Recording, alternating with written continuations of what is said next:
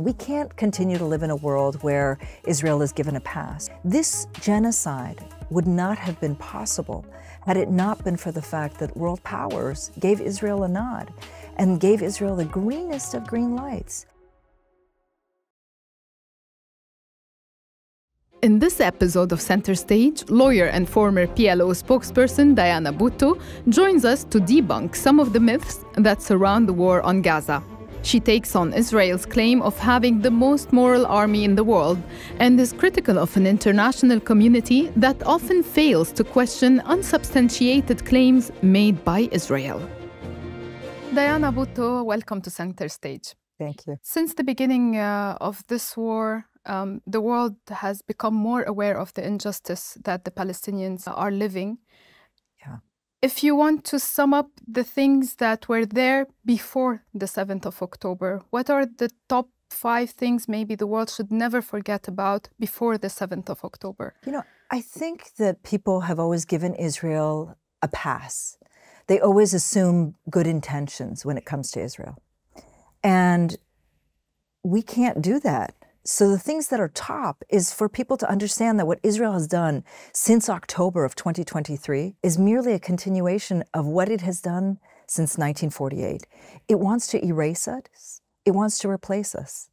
And whether it's done in a fast pace or in a slow pace, we have to stop giving Israel a pass and assuming good intentions on Israel's part. It has no good intentions. Mm-hmm. And all that we've seen since October of 2023 is the real true face of Israel. People tend to get tired of wars. We are entering the 6th month of the war. What should people never forget about this war?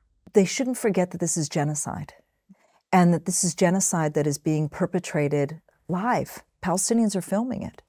It's a genocide that can be stopped. It's a genocide in which the world powers have given Israel all of their backing. It's a genocide which shouldn't be happening. No genocide should ever happen.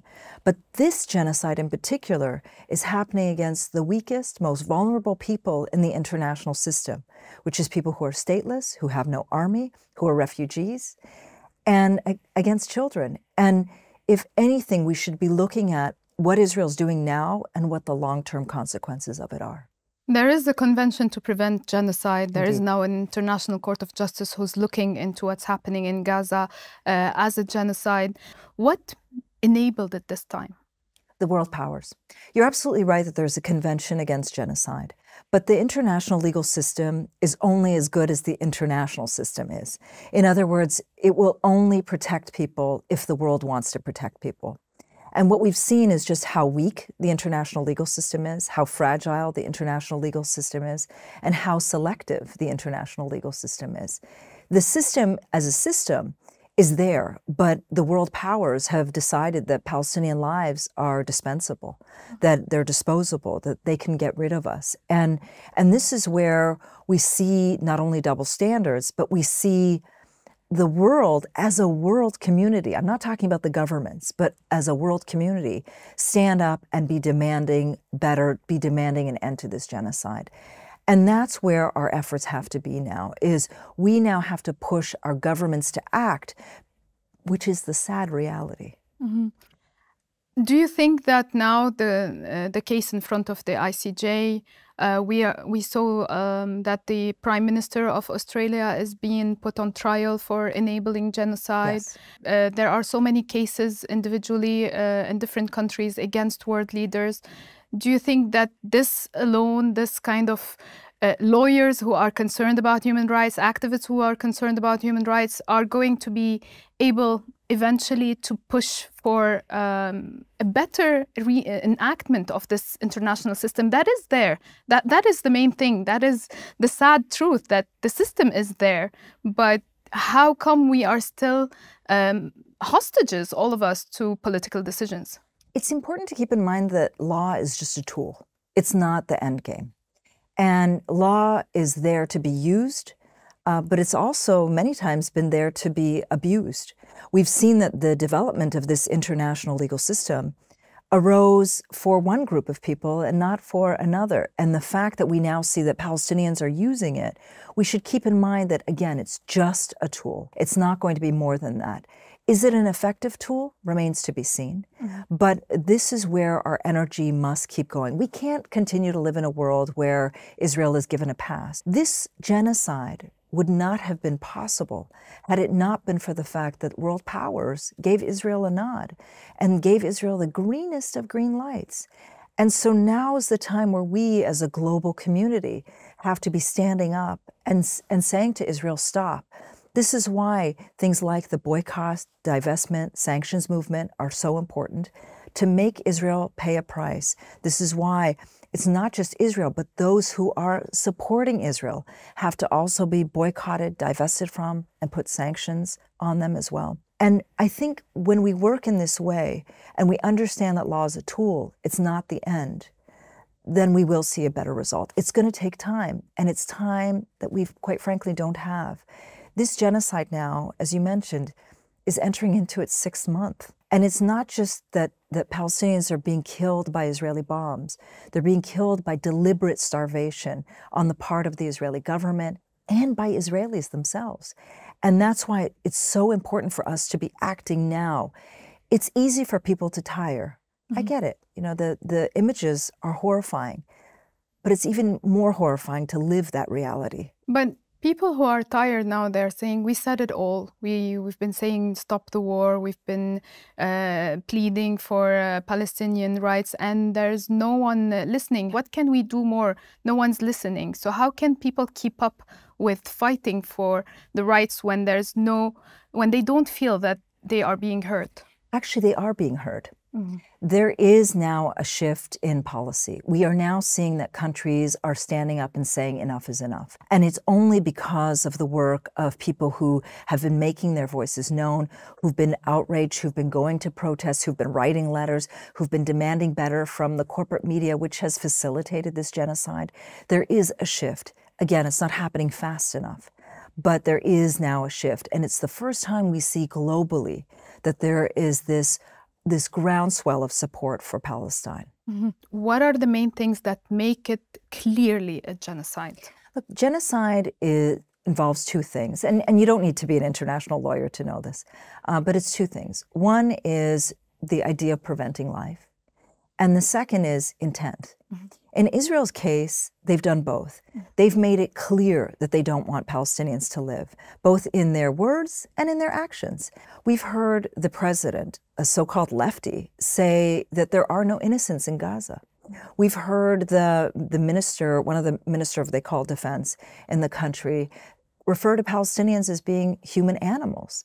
And they follow that up with not just these statements, but actual actions, preventing water, preventing food, preventing electricity, preventing fuel supplies, preventing medicine. And it's not just for a day or a week, but it's been going on now for 6 months.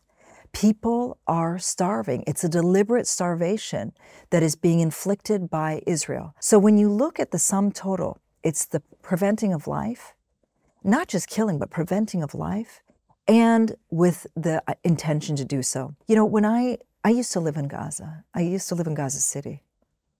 Gaza City was the largest Palestinian city. And it has now been wiped off the map.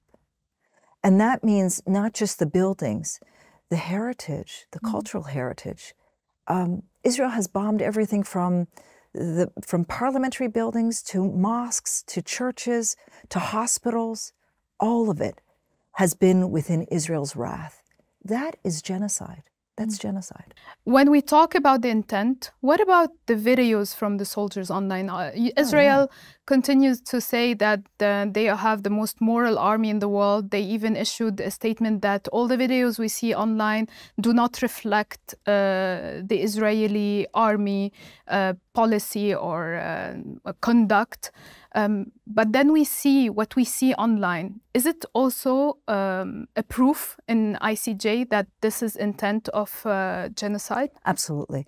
One of the things that came out in this ICJ order, the provisional order, was it said that it's not just Israel that has to take these actions, but it has to give orders to its soldiers not to carry out genocidal acts. And yet we see the opposite. And I actually have to tell you, what we see online is really a drop in the bucket.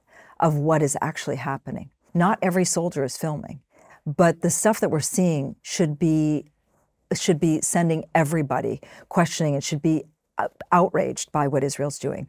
We've seen things like soldiers run over Palestinians with a tank.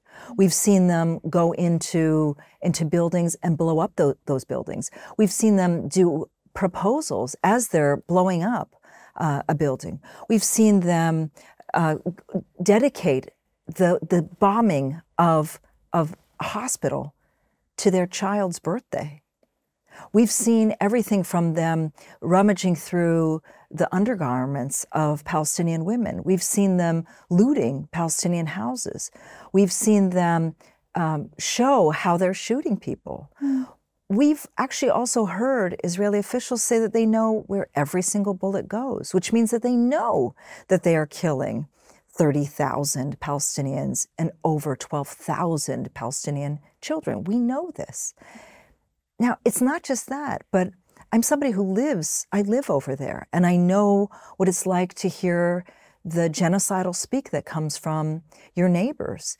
When we hear things that are coming from ordinary civilians, when you see signs on the backs of cars that say, finish them, when you hear radio broadcasters say that there should be 100,000 people killed, when you hear the Minister of Heritage say that they should be nuking Gaza. This is a country that is genocidal, and it needs to be treated as the rogue genocidal country that it is.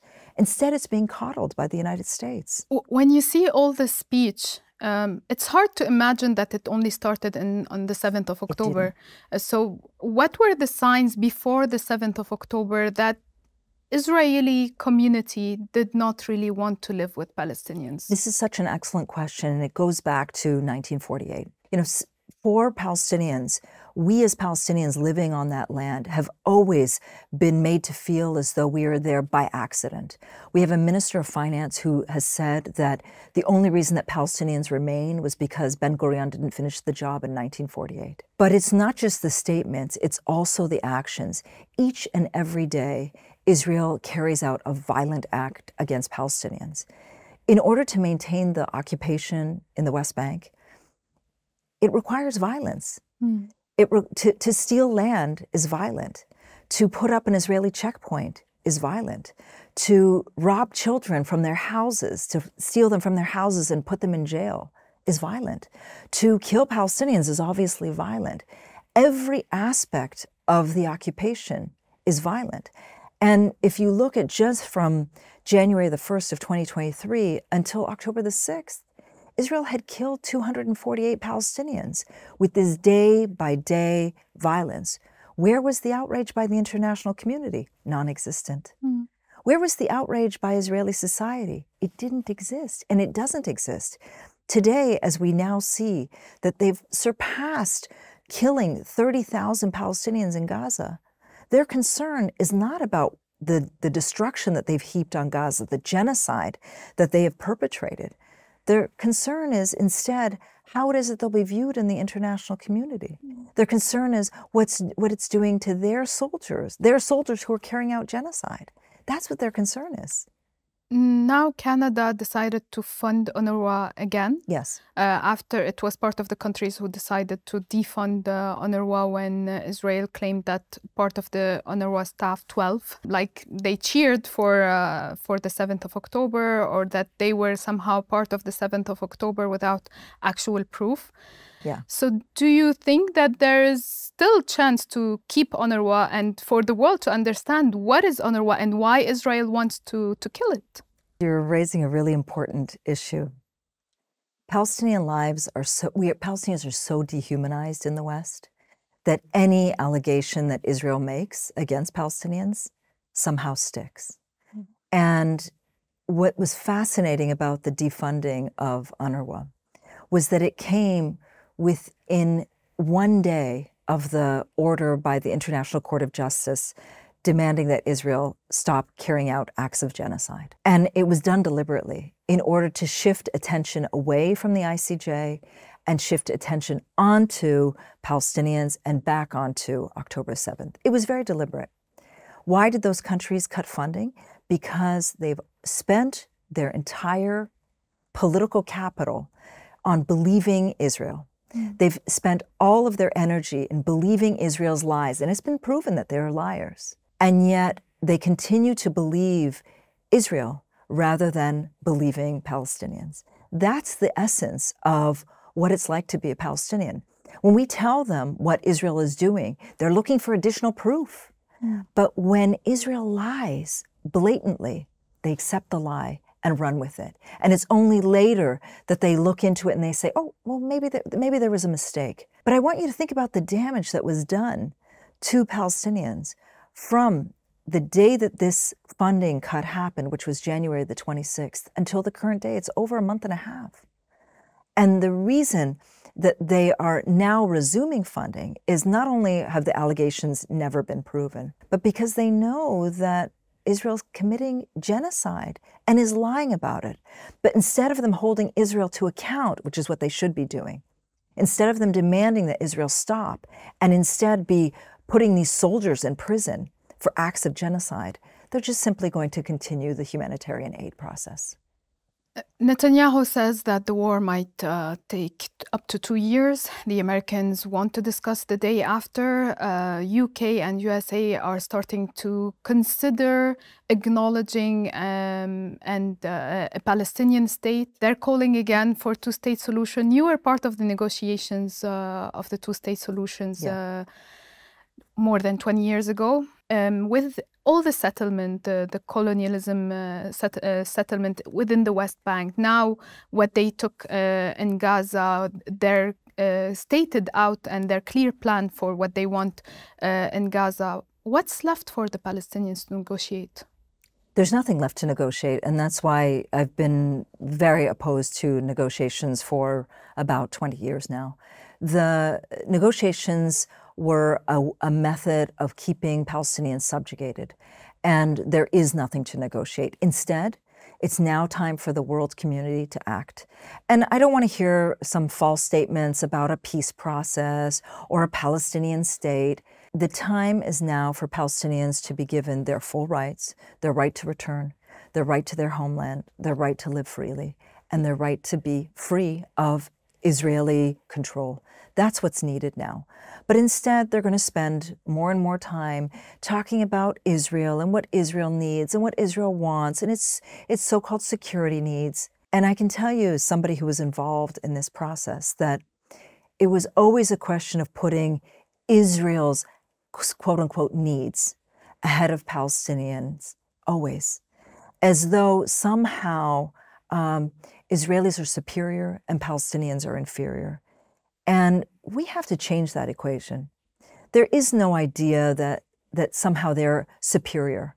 And we have to reject this idea of Israeli superiority. We have to reject this idea of Jewish supremacy in the Holy Land. And instead, we have to be pushing for our full freedom. How? This is where we now have to hold Israel accountable. I think that if anything has come out of this, and believe me, we've paid a very heavy price in Palestine, a very heavy price.